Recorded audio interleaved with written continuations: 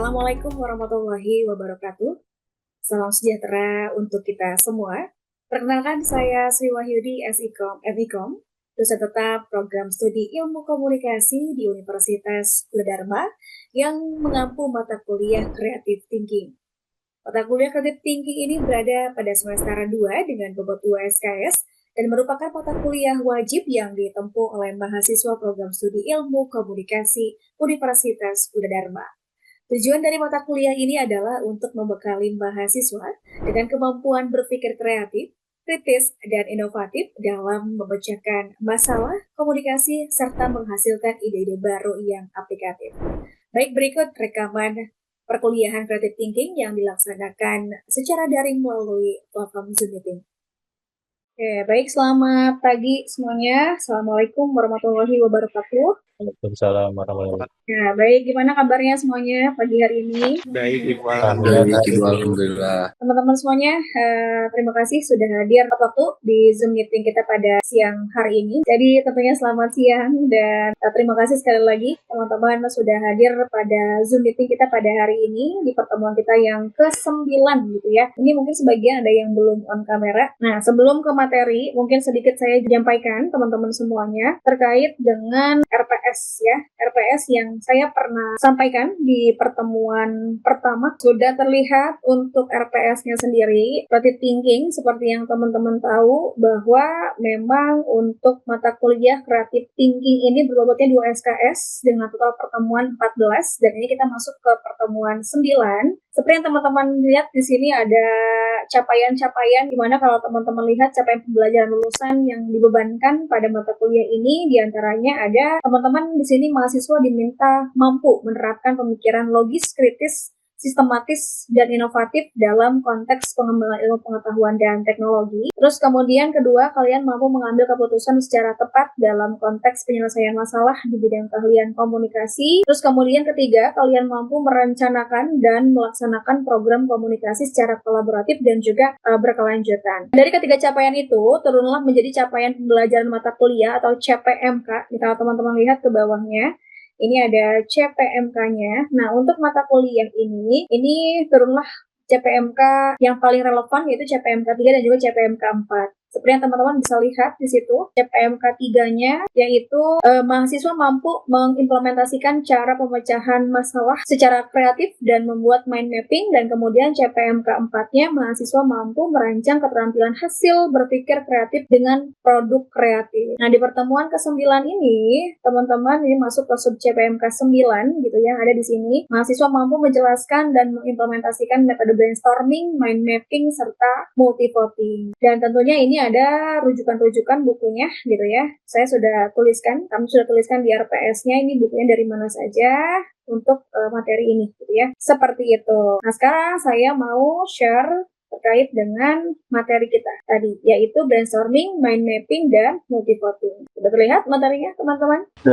Ya, baik, kita masuk ke materi. Untuk dalam dunia ilmu komunikasi gitu ya, bahwa keberhasilan suatu proses komunikasi ini sangat bergantung kepada kemampuan untuk menghasilkan, mengorganisasikan, dan juga menyampaikan ide secara efektif, teman-teman. Tentunya teman-teman juga setuju ya, bahwa kita semua setuju bahwa dalam dunia komunikasi dan juga dalam pendidikan, ide adalah mata uang utama. Tanpa ide, tidak ada konten, tidak ada strategi, tidak ada inovasi. Setuju nggak teman-teman dengan pernyataan itu? Setujukah? Setuju. Tapi masalahnya, ide tidak muncul gitu aja teman-teman. Kita perlu teknik untuk menggali, mengembangkan, terus kemudian juga menyaring ide dengan bijak gitu ya. Dan tentunya hari ini kita akan belajar 3 teknik yang saling melengkapi. Disinilah nanti ada brainstorming, mind mapping, dan multi-voting. Ini memiliki peran penting dalam membentuk keterampilan berpikir kritis dan kreatif, pengambilan keputusan kolektif, serta penyusunan pesan komunikasi yang strategis itu. Nah, apa sih brainstorming? Coba saya tanya teman-teman. Tentu ini bukan suatu hal yang baru buat teman-teman. Pernah dengar, sering dengar. Apa sih brainstorming yang teman-teman mungkin ingat gitu ya? Apa itu?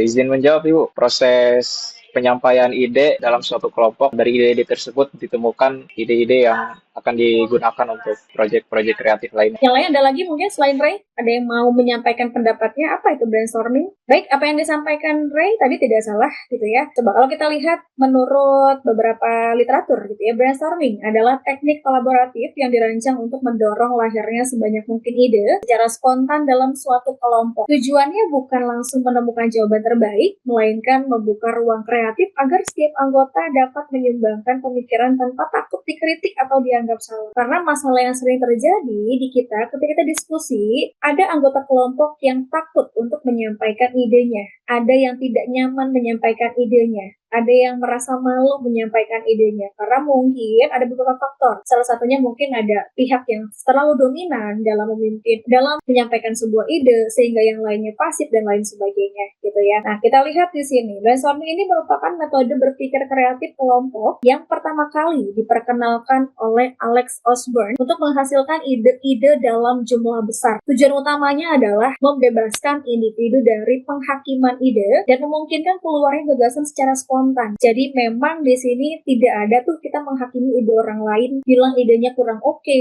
idenya kok seperti itu dan lain sebagainya. Tidak ada. Karena brainstorming sekali lagi di sini membebaskan individu dari penghakiman ide dan memungkinkan keluarnya gagasan secara spontan. Terus kemudian seperti yang dijelaskan oleh Tabrani 2006, dalam tahap awal ini penting untuk menunda penilaian agar ide yang muncul dapat berkembang secara bebas sebelum kemudian dievaluasi dan disaring. Artinya, di sini kita hindari dulu yang namanya menghakimi, menilai ide orang lain secara dini. Baru orang lain berpendapat, kita udah langsung, kok idenya nggak bagus ya? Kok idenya begitu? Jangan gitu ya. Hindari atau tunda dulu menunda penilaian agar ide-ide yang muncul dapat berkembang secara bebas sebelum nanti ada fasenya kita mengevaluasi dan juga menyaring ide-ide tersebut. Nah, dalam konteks pembelajaran dan bidang ilmu komunikasi, teknik brainstorming memiliki beberapa fungsi penting, memicu divergent thinking gitu ya. Tentu kita butuh solusi yang banyak teman-teman, bukan cuma satu. Semakin banyak ide yang bermunculan, tentu kita punya banyak pilihan begitu ya. Kemudian membangun kolaborasi tim, ya tadi, karena semua orang punya kesempatan yang sama gitu ya. Kita adalah tim, yang mana nanti tim ini punya tujuan yang sama, menciptakan sebuah atau memutuskan sebuah ide terbaik di antara yang baik. Kemudian mendorong partisipasi aktif. Kita harapkan dengan adanya brainstorming, semua anggota itu punya kesempatan yang sama, punya hak yang sama untuk menyampaikan idenya. Kemudian menjadi tahap awal sebuah inovasi. Kan inovasi besar itu muncul dari ide kecil, kan seperti itu ya teman-teman. Jadi kita jangan batasi, jangan hambat orang lain untuk menyampaikan idenya. Seperti itu. Itulah ya brainstorming gitu ya. Kemudian dalam brainstorming ada prinsip-prinsip dasarnya. Pertama, tadi yang sudah saya jelaskan, tidak menghakimi ide. Jangan jadi hakim atas idenya orang lain. Di awal jangan dulu gitu ya, jangan hakimi. Kemudian mendorong sebanyak mungkin ide. Ayo siapapun boleh menyampaikan ide, misal 2 atau 3 ide, silakan aja.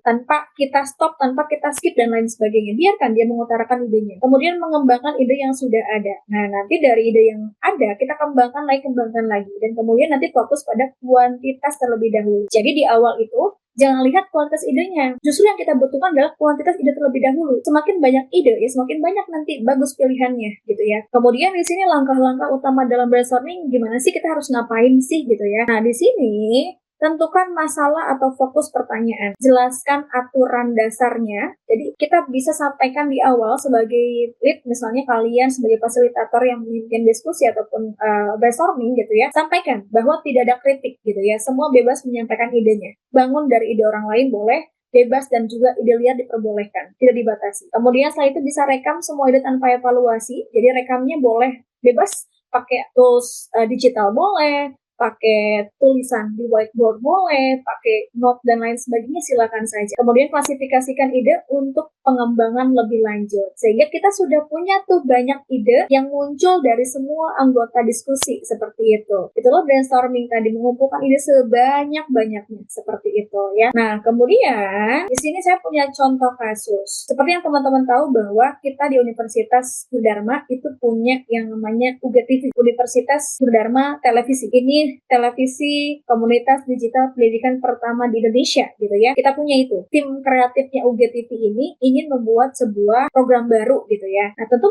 mereka butuh brainstorming dong tim kreatifnya. Semua tim kreatif brainstorming menyampaikan ide-ide kira-kira apa ya nanti programnya gitu ya terkait dengan transformasi digital kampus. Nah artinya di sini nanti si para tim kreatif ini mereka tidak membatasi ide-ide dari tim yang lain gitu. Jadi bebas, semua bisa berpendapat, semua bisa menyampaikan idenya. Semakin banyak ide ya semakin banyak inputannya seperti itu, sehingga nanti tinggal dipilih saja, di mind mapping kan, lalu dari multi voting dan akhirnya punya ide yang terbaik seperti itu. Dan ketika dalam proses brainstorming tersebut mereka tidak saling mengkritik, mereka open, menyampaikan ide sebanyak mungkin dan tentu merekam atau mencatat semua ide yang diterima, kemudian diklasifikasikan ide tersebut untuk pengembangan lebih lanjutnya seperti itu. Nah kemudian setelah kita melakukan mind mapping, apa yang kita lakukan berikutnya? Kita juga bisa melakukan namanya mind mapping. Coba saya mau tanya ke teman-teman semuanya, tentu ini bukan hal yang asing. Ya, sering teman-teman dengar atau mungkin pernah kalian lakukan. Apa sih mind mapping? Oke, baik. Artinya teman-teman tentu ini bukan hal yang asing, sekali lagi yang saya katakan tadi. Mind mapping itu tentu teman-teman sudah sering bikin gitu ya, sudah kenal apa itu mind mapping. Tapi coba kita lihat lebih jauh. Mind mapping merupakan teknik mencatat dan memetakan ide dengan visualisasi bercabang dari satu konsep utama. Proses ini membantu otak menyusun dan mengembangkan informasi secara simultan. Nah, mind mapping ini dikembangkan oleh siapa? Oleh Tony Buzan, seorang psikolog dari Inggris pada tahun 1970.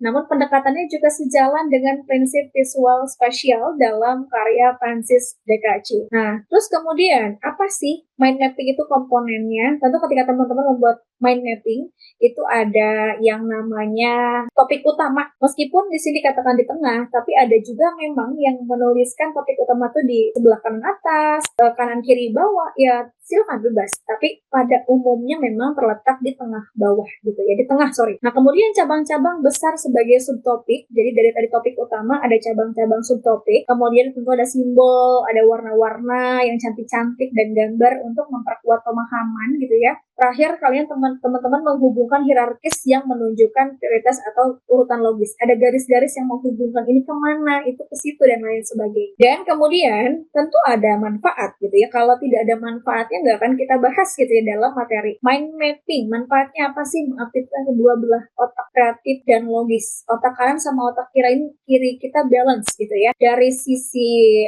kreativitasnya juga ada, dari sisi logisnya juga ada gitu. Kemudian meningkatkan daya ingat. Coba teman-teman bayangkan, kalian membaca 100 halaman, terus kalian bandingkan dengan satu halaman mind mapping yang sudah kalian peta-petakan. Lebih mudah ingat yang mana coba? Mind mapping, Ibu. Yes, yang sudah di mind mappingkan oleh kita gitu ya. Kemudian membantu menyusun ide secara struktural. Nah, setelah tadi kita melakukan mind mapping, maka berikutnya ngapain? Berikutnya adalah kita melakukan multi voting. Namanya juga multi, banyak voting ya, kita mengambil suara gitu ya. Multi voting adalah proses pemilihan ide dengan menggunakan sistem pemungutan suara bertujuan untuk menyaring sejumlah besar ide menjadi beberapa yang paling disepakati. Karena nanti semua anggota kelompok di situ berpartisipasi gitu ya, menentukan ide mana sih yang paling oke gitu. Metode multi voting memfasilitasi pemilihan secara demokratis di antara banyak alternatif dalam kelompok. Manfaat multi voting, kita lihat di sini meningkatkan keterlibatan semua peserta. Mau tidak mau, malu atau tidak malu gitu ya, berani atau dominan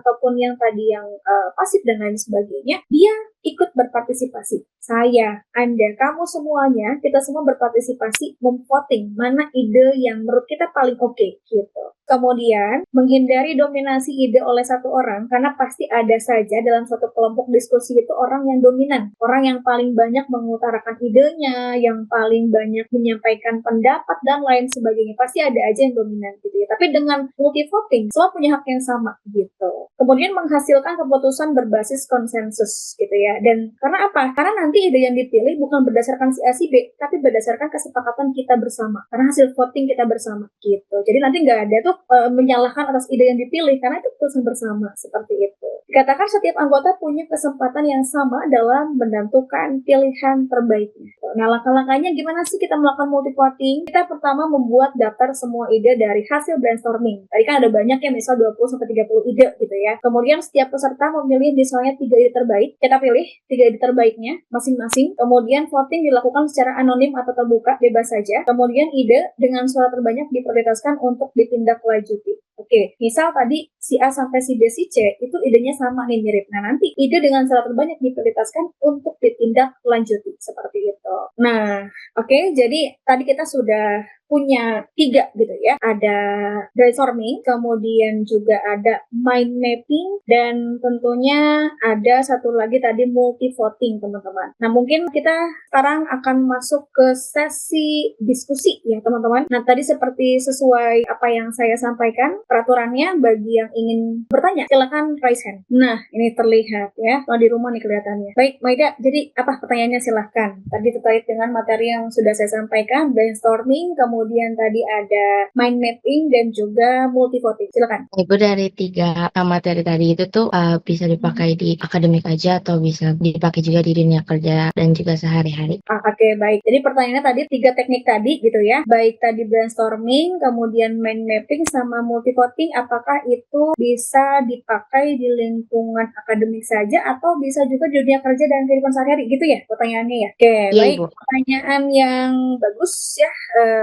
Ini dari Maida. Ini juga mungkin pertanyaan dari teman-teman yang lain juga, gitu, teman-teman yang juga mungkin penasaran, oh iya ya, apa iya juga bisa digunakan di dalam konteks yang lain gitu ya? Tentu jawabannya adalah ketika teknik ini digunakan, ini bisa sekali digunakan di mana saja, Maida dan juga teman-teman. Karena ini bukan teori yang hanya berlaku di ruang kelas saja gitu ya. Tentunya bisa berlaku di ruang kelas, terus kemudian di luar gitu ya. Ini adalah life skill yang bisa kalian aplikasikan sepanjang kita hidup gitu ya. Mau nanti teman-teman sekarang jadi mahasiswa, nanti jadi pekerja, nanti jadi ibu rumah tangga, jadi ayah dan lain sebagainya gitu ya. Saya kasih contoh konkretnya deh. Di dunia kerja, tentu brainstorming itu sering dipakai dalam rapat tim, ya kan? Tentu teman-teman nanti kalau udah masuk dunia kerja, kalian ada meeting gitu ya. Kalian cari solusi terkait dengan masalah atau ide produk baru misalnya. Terus kemudian teman-teman juga tentu akan melakukan mind mapping yang digunakan untuk apain? Untuk menyusun presentasi, merencanakan proyek, kemudian mencatat rapat agar lebih terstruktur misalnya. Terus kemudian multi voting dipakai buat apa? Kalau dalam dunia kerja, sering dipakai saat tim harus memilih prioritas program misalnya,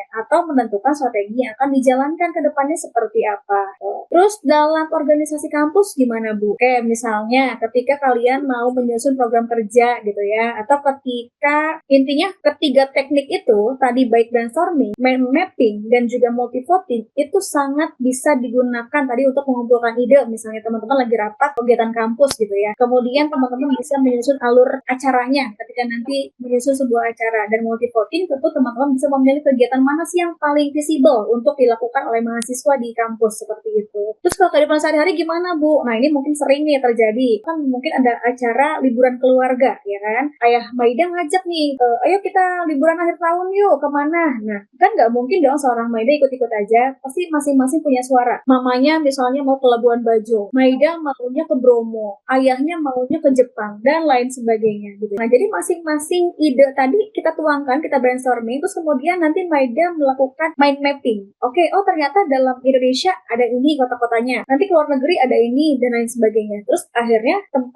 Maida, ayah, ibu, dan adik-adik ataupun kakak akhirnya multi voting. Kira-kira mana nih yang paling cocok dari sisi pendanaan, waktu, dan lain sebagainya. Sehingga akhirnya kesimpulannya punya keputusan terbaik bersama, bukan karena keputusan Maida, ayah, ataupun ibu. Bisa dipahami ya jawabannya? Bisa, Ibu. Iya, jadi penting memang untuk kita melakukan tadi brainstorming, mind mapping, dan juga multi voting.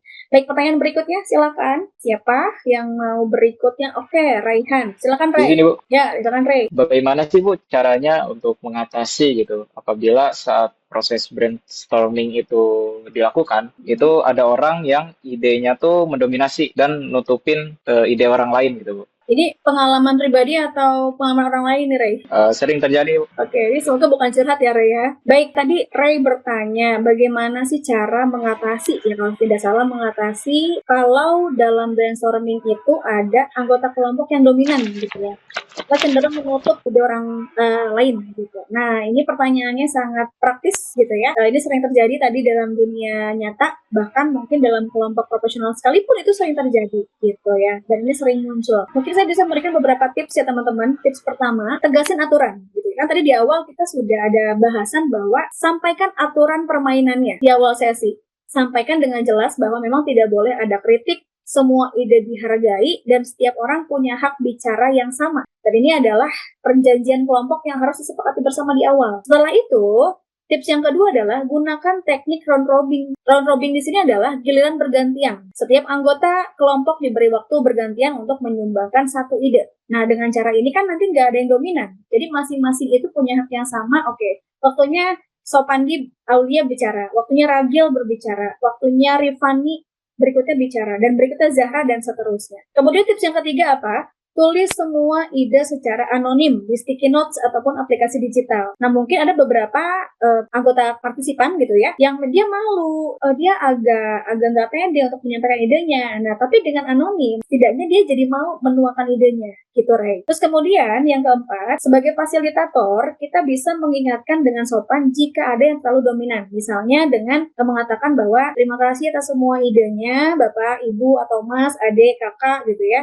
Nah, sekarang kita coba dengar dari teman-teman yang lain ya, barangkali ada ide-ide lainnya yang lebih, yang bisa mewarnai ide-ide kita semua gitu. Boleh dengan cara seperti itu. Sehingga kita berikan kesempatan kepada orang yang tadi belum menyampaikan idenya, dan terlalu didominasi oleh orang yang dominan tadi. Jadi intinya yang harus kita pegang adalah brainstorming itu kolaborasi teman-teman, bukan kompetisi. Jadi bukan siapa paling banyak memberikan ide gitu ya, karena semua punya hak yang sama. Kita satu tim, kita punya tujuan yang sama gitu. Jadi supaya nanti menghasilkan ide sebanyak-banyaknya. Seperti itu. Gitu ya, Ray? Ya, Ibu. Terima kasih, Ibu. Baik, berikutnya ada lagi satu penanya lagi deh. Oke, siapa? Abias. Ya, silakan Abias. Dari ketiga teknik berikut, apakah bisa digabungkan dalam satu sesi rapat atau pembelajaran secara langsung? Dan bagaimana urutan teknis yang efektif jika kita punya waktu misal 90 menit? Tadi pertanyaannya, 3 teknik tadi boleh digabung apa enggak gitu ya dalam satu sesi rapat misalnya. Betul Iya, Bu. begitu? Yes. Oke, terus kalau waktu terbatas gimana, Bu? Misal tadi cuma boleh 90 menit. Oke, baik pertanyaannya. Ini level praktisi ini kayaknya nanti kalau Abias mau memimpin rapat mau pakai ini nih kayaknya ya dalam sebuah organisasi. Oke, Abias, bagus pertanyaannya. Ini di level praktisi banget ya. Suka semua pertanyaan-pertanyaan tadi dari teman-teman.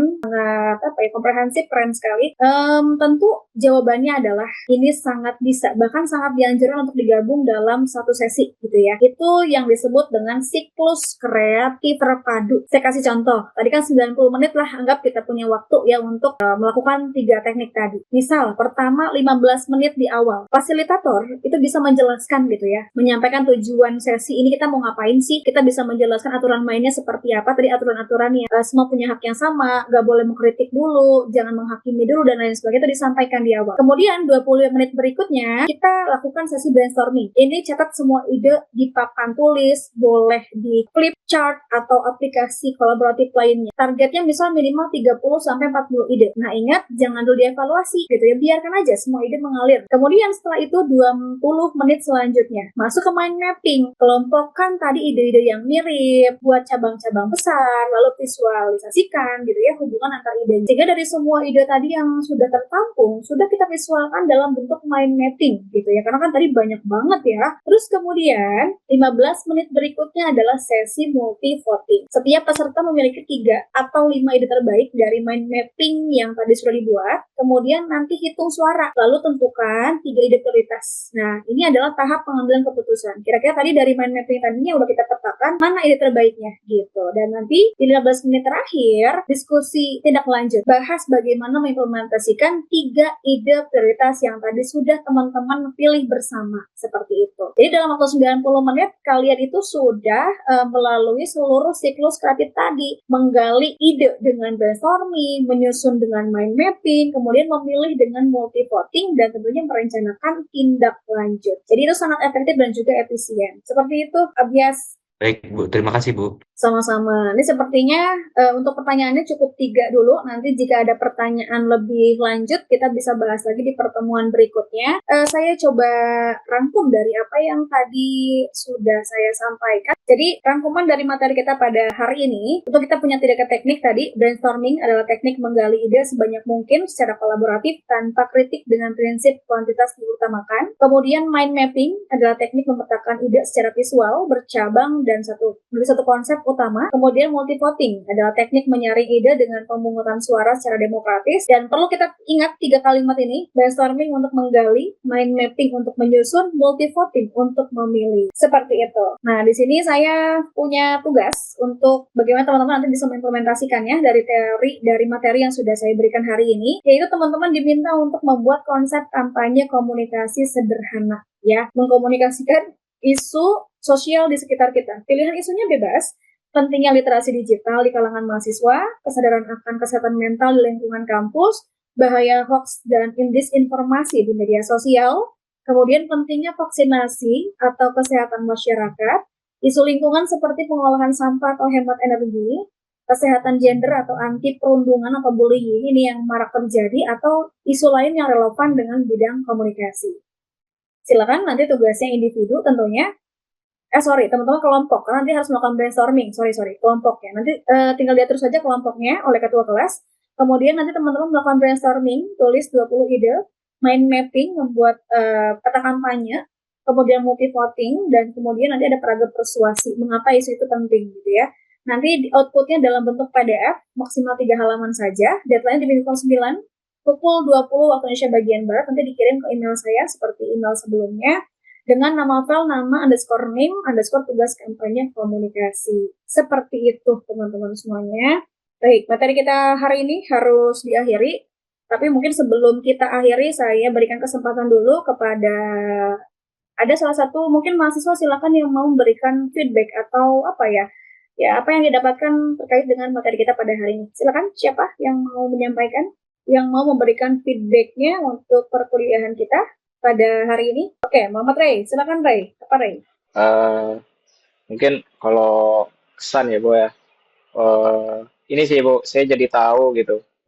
Kalau misalkan mind mapping itu ternyata merupakan salah satu cara termudah untuk kita menyusun ide-ide dengan bentuk cabang, supaya ide-ide yang disusun itu lebih mudah diingat gitu. Dan tidak sesulit atau semenantang melihat catatan yang biasa aja gitu ditulis. Terus juga yang tadi brainstorming, saya juga baru tahu kalau brainstorming itu ada aturan-aturannya, jadi tidak bisa melebihi opini yang lain, harus melihat dulu situasi-situasi dengan teman-teman dalam satu kelompok gitu. Dan yang terakhir itu multi voting. Ini multi voting penting sih, Bu, kalau menurut saya, dan ini merupakan salah satu cara fair play atau adil gitu dalam kelompok, biar semua suara tuh dihargai gitu, Bu. Seperti itu sih, Bu. Baik, terima kasih feedbacknya. Tadi kesan untuk materi yang sudah didapatkan ya. Baik, terima kasih Ray. Baik, hari kita sudah belajar tentang 3 teknik kreatif yang sangat powerful tentunya, tapi saya ingin teman-teman juga ingat, teknik hanyalah alat, teman-teman. Yang lebih penting adalah mindset atau pola pikir di baliknya. Saya juga ingin mengingatkan bahwa kreativitas adalah ibadah. Jadi ketika kita menggunakan akal dan imajinasi untuk kebaikan, untuk memecahkan masalah, dan untuk membantu sesama, itu adalah bentuk pengabdian kita kepada Tuhan kita dan juga sesama manusia, gitu ya. Dan ini ada mungkin pesan juga ya, bahwa kita tahu dunia ini berubah dengan cepat, teman-teman. Teknologi berkembang, zaman berganti, tapi satu hal yang tidak akan pernah tergantikan oleh mesin atau kecerdasan buatan adalah kreativitas manusia. Mesin bisa menghitung, tapi mesin tidak bisa bermimpi. Mesin bisa memproses data, tapi mesin tidak bisa menciptakan makna. Mesin bisa meniru, tapi mesin tidak bisa berinovasi dari hati. Kalian adalah generasi penerus, kalian adalah pemimpin masa depan tentunya, dan kemampuan kalian untuk berpikir kreatif, berkolaborasi, dan mengambil keputusan yang bijak tentunya akan menentukan kualitas peradaban kita ke depan. Jadi mulai dari sekarang, dari hal kecil, tentu kita harus terapkan ketiga teknik yang sudah kita pelajari hari ini saat belajar kelompok, saat mengerjakan tugas, saat berorganisasi, bahkan saat merencanakan masa depan kalian sendiri. Ingat selalu tadi 3 katanya, brainstorming untuk menggali, mind mapping untuk menyusun, multi-voting untuk memilih. Jangan takut teman-teman untuk bermimpi besar, jangan ragu untuk berbagi ide, dan jangan pernah berhenti untuk belajar dan berkembang. Karena apa? Karena setiap mahakarya besar dimulai dari satu ide kecil yang berani diucapkan, gitu ya. Tentu saya yakin kalian semua di sini bisa, gitu ya. Kalian semua punya potensinya masing-masing, begitu. Dan saya akan selalu mendukung perjalanan kreatif kalian baik di dalam kelas maupun di luar kelas. Tetap semangat, tetap sehat semuanya. Tentunya terus berkarya. Terima kasih atas perhatian teman-teman semuanya. Sampai jumpa di pertemuan berikutnya. Terima kasih, saya tutup. Wassalamualaikum warahmatullahi wabarakatuh.